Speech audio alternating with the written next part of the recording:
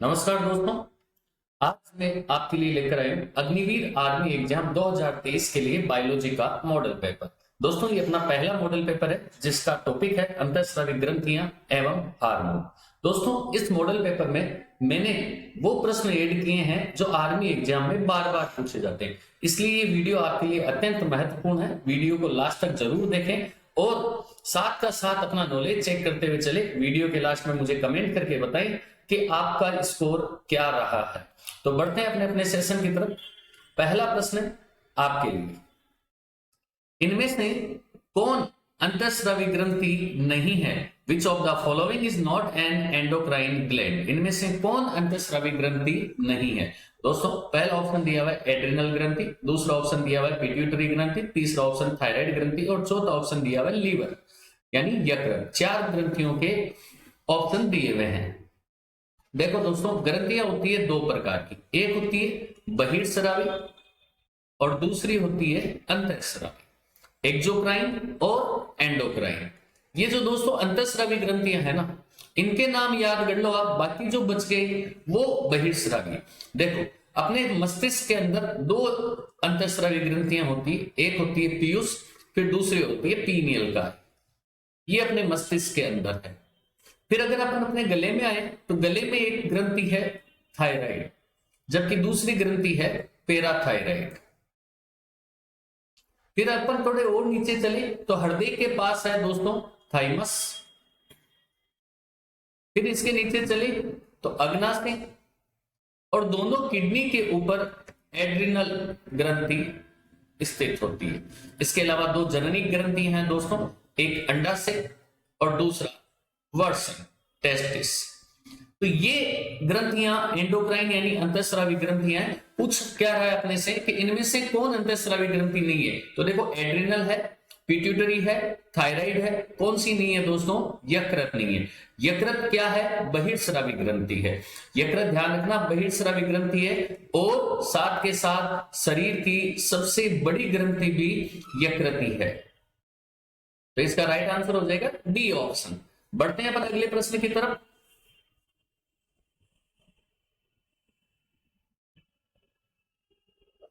निम्न में से कौन एक ग्रंथि नहीं है? आपको बताना है विच of the following is not a gland. इनमें से ग्रंथि कौन सी नहीं है? पहला ऑप्शन दिया हुआ थायराइड, दूसरा ऑप्शन दिया हुआ जठर या गैस्ट्रिक जिसे आप आमाशय भी बोलते हो, तीसरा यकृत या लीवर, चौथा अग्नाशय या पेनक्रियाज। चार ऑप्शन दिए हुए हैं। देखो अभी हमने बात की थी थायराइड अंतःस्रावी ग्रंथि है, यकृत शरीर की सबसे बड़ी ग्रंथि है, अग्नाशय शरीर की एकमात्र मिश्रित ग्रंथि है। तो देखो पहला option A option, C option और डी ऑप्शन ग्रंथि है, जबकि जठर या आमाशय पाचन तंत्र का भाग है, ये भोजन को पचाता है। तो जठर या गैस्ट्रिक ग्रंथि नहीं होती है। बढ़ते हैं अगले प्रश्न की तरफ। मानव शरीर की किस ग्रंथि को मास्टर ग्रंथि कहा जाता है? निम्न में से किस ग्रंथि को हम मास्टर ग्रंथि कहते हैं? विच gland of the human body is called the master gland? पहला ऑप्शन दिया हुआ अग्नाशय यानी पेनक्रियाज, दूसरा औटू ग्रंथि, औटू ग्रंथि दोस्तों हम थायराइड को ही बोलते हैं, तीसरा ऑप्शन दिया हुआ है पीयूष या पिट्यूटरी, चौथा है प्लिया या स्प्लीन। चार ऑप्शन दिए हुए हैं। देखो दोस्तों हम पीयूष ग्रंथि को मास्टर ग्रंथि कहते हैं। क्यों कहते हैं? क्योंकि ये अन्य सभी ग्रंथियों पर नियंत्रण रखती है, ये बाकी सभी ग्रंथियों पर कंट्रोल करती है, इसलिए हम पीयूष को क्या बोलते हैं? मास्टर ग्रंथि। तो इसका राइट आंसर क्या हो जाएगा? C option. बढ़ते हैं अगले प्रश्न की तरफ।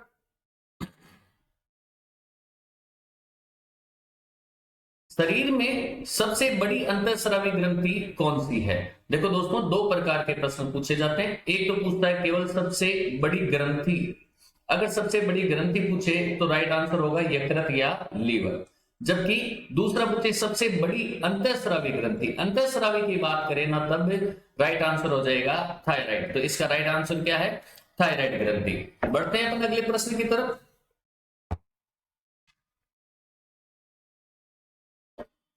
मनुष्य के शरीर की सबसे छोटी ग्रंथि कौन सी है? ऑप्शन दिया हुआ है यकृत, लीवर, थायराइड, पिट्यूटरी या लार ग्रंथि। देखो चार ऑप्शन है दोस्तों। यकृत सबसे बड़ी ग्रंथि है, थायराइड सबसे बड़ी अंतःस्रावी ग्रंथि है, पिट्यूटरी सबसे छोटी ग्रंथि है। तो इसका राइट आंसर क्या हो जाएगा? पिट्यूटरी यानी पीयूष ग्रंथि। बढ़ते हैं अगले प्रश्न की तरफ।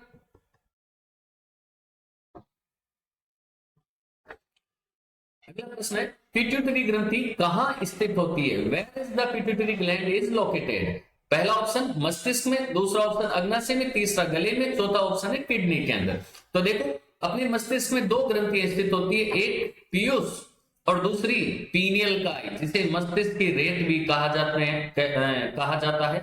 इसे तीसरी आंख भी कहते हैं, थर्ड आई, पीनियल काई को ही कहा जाता है। पीयूष के बारे में पूछ रहा, पिट्यूटरी पीयूष को ही कहते हैं। तो राइट आंसर क्या हो जाएगा? ए, मस्तिष्क। बढ़ते हैं अगले प्रश्न की तरफ। वर्दी हार्मोन कहां से स्रावित होते हैं? चार ऑप्शन दिया है, पहला थायराइड, दूसरा एड्रिनल, तीसरा जनना, चौथा पिट्यूटरी। देखो दोस्तों, वर्दी हार्मोन स्रावित होता है पिट्यूटरी ग्रंथि से। पिट्यूटरी ग्रंथि ग्रोथ हार्मोन का स्रावण करती है, यानी हमारी लंबाई किस ग्रंथि पर निर्भर करती है? पीयूष ग्रंथि पर निर्भर करती है। जो सबसे छोटी है वो आपको बड़ा करती है। तो इसका राइट आंसर क्या हो जाएगा दोस्तों?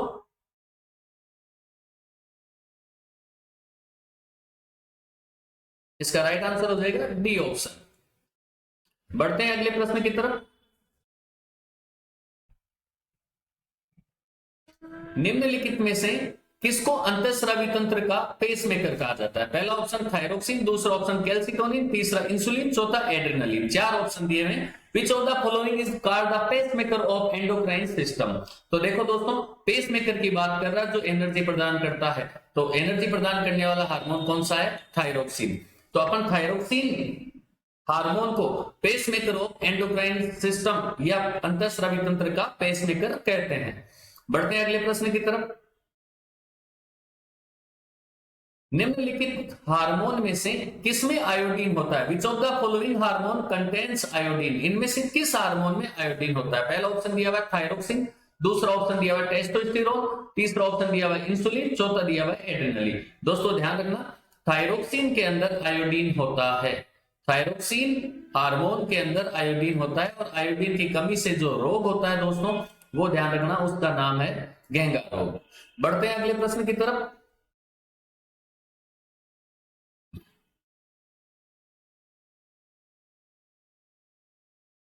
निम्नलिखित में से कौन सी ग्रंथि अश्रु स्रावित करती है? अश्रु आपको पता है आंख से स्रावित होते हैं। Which of the following glands secretes tears? Tear स्रावित करने वाली कौन सी ग्रंथि है, या आपसे पूछ ले निम्न में से कौन सी ग्रंथि आंख में पाई जाती है? तो देखो पहला ऑप्शन दिया हुआ है लेक्रिमल, दूसरा ऑप्शन है पीयूष, तीसरा आउटू, चौथा नन ऑफ दीज। तीन ग्रंथियों के नाम अपने पास है। आउटू देखो दोस्तों थायराइड को कहते हैं, और ये स्थित होती है गले में। पीयूष मास्टर ग्रंथि है, और ये स्थित होती है मस्तिष्क में।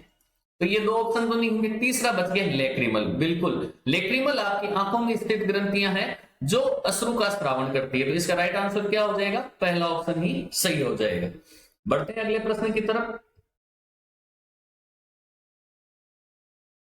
निम्नलिखित में से कौन सी ग्रंथि वृद्धावस्था में लुप्त हो जाती है?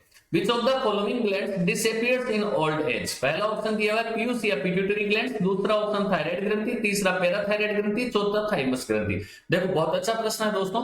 ये ग्रंथि है दोस्तों जिसका नाम है थाइमस। ये थाइमस बाल्य अवस्था में बड़ी होती है, फिर जैसे जैसे वयस्क अवस्था आती है ये धीरे धीरे इसके आकार में कमी, आकार इसका घटता जाता है, और वृद्धावस्था आते आते ये विलुप्त हो जाती है। वृद्धावस्था में ये गायब हो जाती है, ध्यान रखना है, वृद्धावस्था में ये ग्रंथि गायब हो जाती है। अब इस ग्रंथि का काम क्या है दोस्तों? ये ग्रंथि आपको इम्यूनिटी प्रदान करती है, रोग प्रतिरोधक क्षमता प्रदान करती है। अब अपने जो छोटे बच्चे होते हैं वो कहीं भी खेलते कूदते रहते हैं मिट्टी में, घर के चारों तरफ, फिर भी बीमार कम पड़ते हैं। जबकि आपने देखा होगा बूढ़े लोग होते हैं, वृद्ध जो व्यक्ति होते हैं, हम उनका बहुत ध्यान रखते हैं, उनकी बहुत केयर करते हैं, उसके बावजूद भी वो बहुत ज्यादा बीमार होते हैं। इसके पीछे मुख्य कारण यही है, थाइमस ग्रंथि। क्यों? क्योंकि थाइमस ग्रंथि के अंदर एक कोशिका है जिसका नाम है lymphocyte.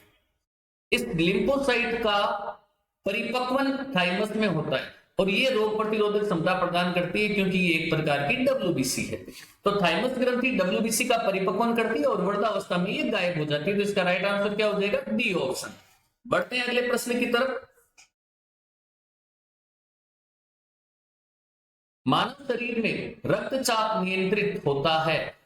Blood pressure in the human body is controlled by, किसके द्वारा कंट्रोल्ड होता है? फ्रॉम अधिवृक्क ग्रंथि से, फ्रॉम एड्रिनल ग्लैंड, दूसरा ऑप्शन दिया हुआ थायराइड ग्रंथि, तीसरा ऑप्शन दिया हुआ थाइमस, चौथा नन ऑफ दीज। देखो अभी मैं आपको बता चुका हूं थाइमस ग्रंथि डब्ल्यूबीसी यानी इम्यूनिटी यानी रोग प्रतिरोधक क्षमता के लिए जरूरी है, जबकि ध्यान रखना थायराइड ग्रंथि से जो हार्मोन स्रावित होता है थायरोक्सिन, वो एनर्जी के लिए आवश्यक है। बच गया क्या? अधिवृक्क ग्रंथि। बिल्कुल, आपकी बॉडी का बीपी कंट्रोल करने वाला हार्मोन अधिवृक्क ग्रंथि के कोर्टेक्स वाले भाग से स्रावित होता है। तो इसका राइट आंसर हो जाएगा ए ऑप्शन। बढ़ते हैं अपने अगले प्रश्न की तरफ। जीवन रक्षक हार्मोन किस ग्रंथि से स्रावित होता है? From which gland the life saving hormone is secreted? पहला ऑप्शन है एड्रिनल, दूसरा ऑप्शन है पिट्यूटरी, तीसरा ऑप्शन है थायराइड, चौथा ऑप्शन है नन ऑफ दीज। देखो दोस्तों, थायराइड आपको पता है वही एनर्जी वाला काम, पिट्यूटरी मुख्य तौर पर ग्रोथ हार्मोन या फिर बाकी ग्रंथियों पर कंट्रोल। पूछा क्या है? लाइफ बचाने वाला। तो लाइफ बचाने वाला हार्मोन एड्रिनल से स्रावित होता है। एड्रिनल के कौन से भाग से? कोर्टेक्स वाले भाग से।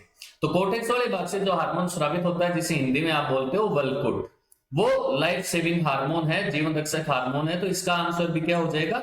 एड्रिनल ग्रंथि। एड्रिनल परीक्षा की दृष्टि से बहुत इंपॉर्टेंट ग्रंथि है दोस्तों। इसके 3-4 प्रश्न बनते हैं, वो अच्छे से याद करके जाना।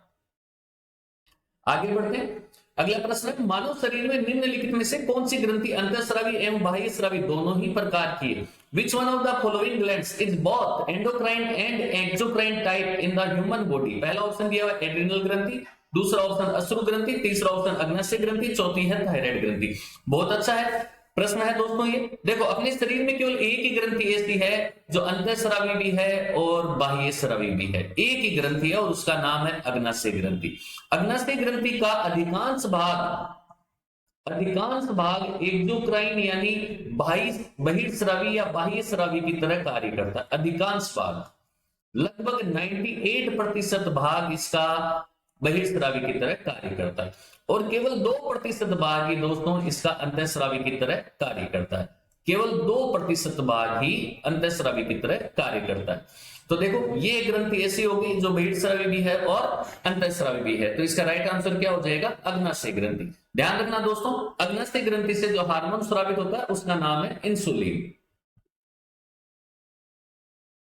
बढ़ते हैं अगले प्रश्न की तरफ। इंसुलिन की खोज किसने की? वो डिस्कवर्ड इंसुलिन। देखिए, पहला ऑप्शन दिया हुआ सर अलेक्जेंडर फ्लेमिंग ने, दूसरा ऑप्शन दिया हुआ फ्रेडरिक बेटिंग ने, तीसरा ऑप्शन दिया हुआ जेम्स वॉट ने और चौथा दिया हुआ है सर एफ.जी. हॉपकिंस ने। 4 ऑप्शन दिए हुए। देखो, इसका राइट आंसर होगा दोस्तों फ्रेडरिक बेटिंग एवं बेस्ट। ये 2 जने थे, इन दोनों ने मिलकर इंसुलिन की खोज की थी। देखो, इंसुलिन एक इंपॉर्टेंट टॉपिक है परीक्षा की दृष्टि से। ये अपना लास्ट प्रश्न है इस वीडियो में, इसलिए थोड़ा बता रहा हूं इंसुलिन के बारे में। ध्यान रखना दोस्तों, इंसुलिन सबसे पहले तो याद रखना है अग्नाशय ग्रंथि से स्रावित होता है। ग्रंथि कौन सी है? अग्नाशय। दूसरा, इसका काम याद रखना है। तो इंसुलिन का काम क्या है दोस्तों? इंसुलिन ब्लड में ग्लूकोज का लेवल कम करता है। ब्लड में ग्लूकोज का लेवल कम करता है कौन? इंसुलिन। तीसरा याद रखना, इसकी कमी से जो रोग होता है उसका नाम है डायबिटीज, जिसे आप हिंदी में मधुमेह रोग भी कहते हो।